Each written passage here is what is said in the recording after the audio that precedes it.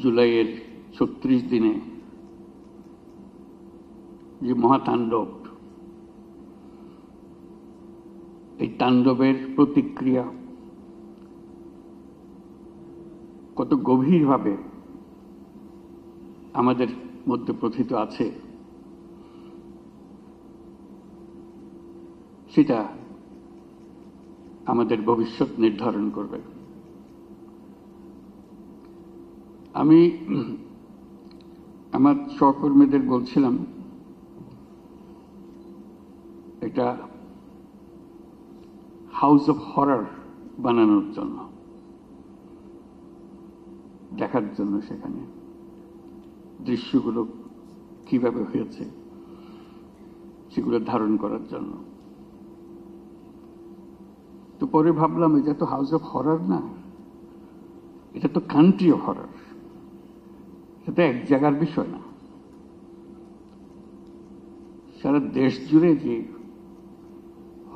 Horror সৃষ্টি হয়েছে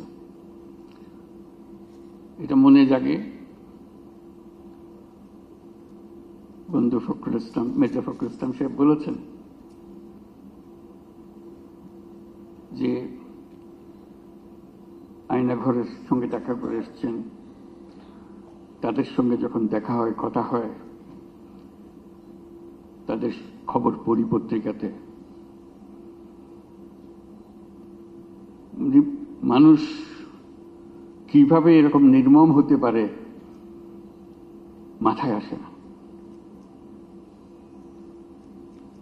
আমরা যে হাউস অফ হরর বলছি, এই আয়নাঘরের প্রতিটি ঘর যদি আমরা সবাইকে দেখাতে পারতাম, জাতি বুঝতে পারত 16 বছর ধরে কি কাণ্ডটা হয়েছে। এবং কারো এমন নাই যে তার কোনো পরিচিত এই হররের শিকার হয়নি।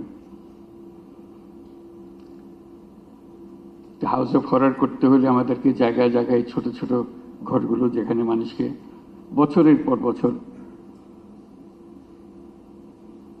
নির্মমভাবে অত্যাচার করেছে, যেখানে ইলেকট্রিক চেয়ার রেখেছে, যেগুলো তো আমাদের সবার দেখারও সুযোগ হয়নি।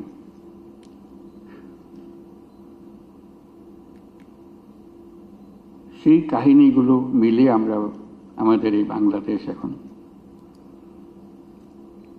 আমাদের সার্বিক প্রচেষ্টা,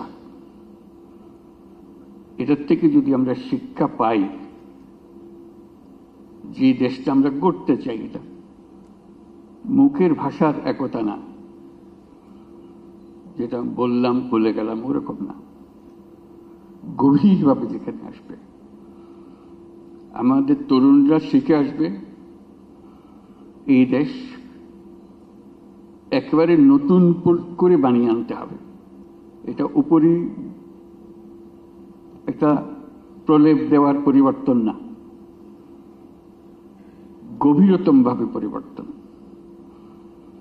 সে গভীরতম পরিবর্তন যদি না করি, এই স্বৈরাচারের বিরুদ্ধে আজকে আমরা কথা বলছি, আবার ঘুরে ফিরে এসে চলে আসবে, এক ভঙ্গিতে না এক ভঙ্গিতে চলে আসবে। যতই আমরা আইন কানুন সামাল দিই, যতই সংস্কার করি,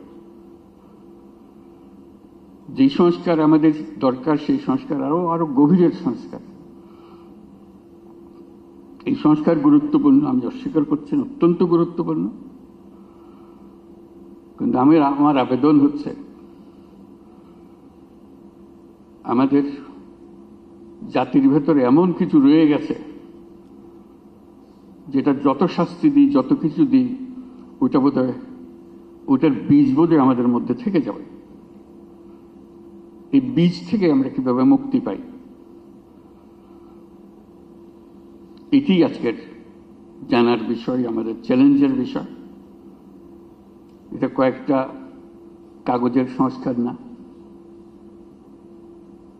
এটা মনের গভীরতর জায়গার সংস্কার। মানুষ হিসেবে আমাদেরকে